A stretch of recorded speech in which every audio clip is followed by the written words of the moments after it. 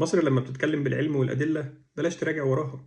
شفت الراصد المصري وهو واقف يشرح بكل ثقة إن الأصل في ثبوت الهلال هو المشاهدة حتى وإن كان طبقا للحسابات موجود.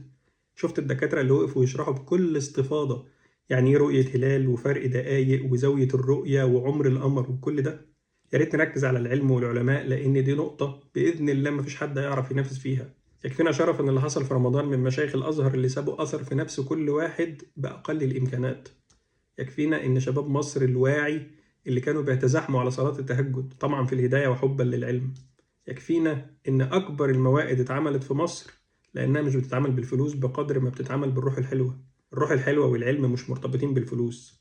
الفلوس مهما كترت ممكن كلها تبقى ولا حاجة قدام سؤال بسيط هو عمر القمر كام أو زاوية رؤيته إيه. لو مش عارف اسأل اللي عملوا التقويم القمري وعملوا عليه الأعياد الدينية والفصول الزراعية.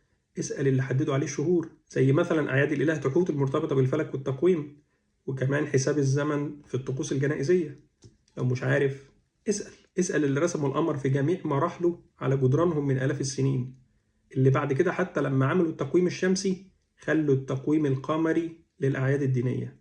والقول الصريح في ده قول الرسول صلى الله عليه وسلم: صوموا لرؤيته وأفطروا لرؤيته. فليه تدخل نفسك في الشك بالتنجيم والجزم؟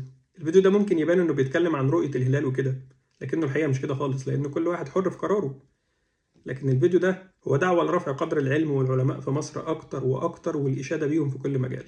مصر تستحق بأولادها وبعلمهم إنها تعبر عن نفسها وتظهر الجانب الأصيل فيها. فدايما خلي بالكم من مصر ومن علمائها. كل عام وأنتم بخير. سلام.